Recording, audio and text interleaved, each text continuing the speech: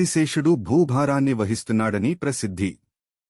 శ్రీ వెంకటేశ్వర స్వామికి జరిగే వార్షిక బ్రహ్మోత్సవాలలో మొదటి రోజు రాత్రి శ్రీవారు పెద్ద శేషవాహనంపై ఊరేగుతారు.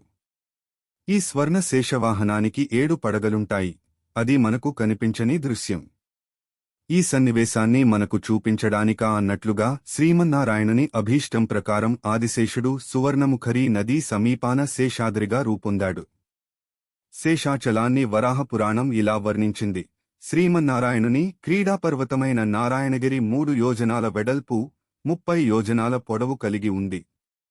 విష్ణువు యొక్క క్రీడాద్రియైన వెంకట పర్వతానికి సమాంతరం నారాయణగిరి. ఆ నారాయణగిరి ఆదిశేషుని ఆకారాన్ని కలిగి శ్రీహరికి మాత్రమే వశమై ఉంది. సర్వప్రాణులకు సంసేవ్యమైనది. ఆ పర్వతం దివ్యమైన ఆకారాన్ని కలిగి మహాపుణ్యప్రదమై ఉంది.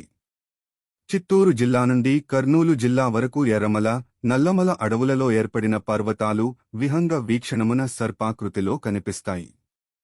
అందువల్లనే ఈ పర్వత శ్రేణికి శేషాచల పర్వతాలనే సార్థక నామధేయం ప్రసిద్ధమైంది. పర్వతానికి భూధారం, నేలతాలువు అనే సార్థకనామధేయం ఉంది. భూమిపైనున్న పర్వతం భూమిని మోస్తోంది, భూభారాన్ని వహిస్తోంది.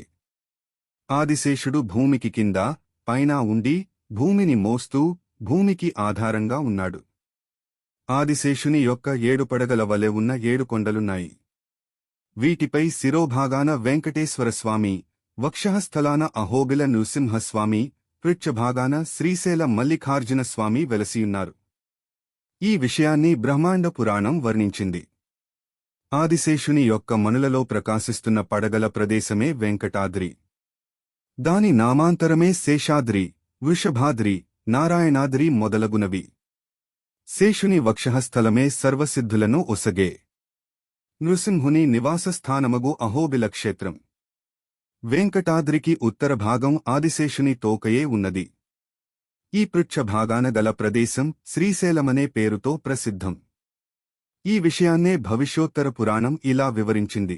అది శేషాద్రి సాక్షాత్తు శేషుని అవతారమై, సకల ధావులచే శోభితమై, సకల పుణ్యక్షేత్రాలకు, తీర్థాలకు నిలయమై, పవిత్రములగు అరణ్యాలతో విరాజిల్లుతోంది.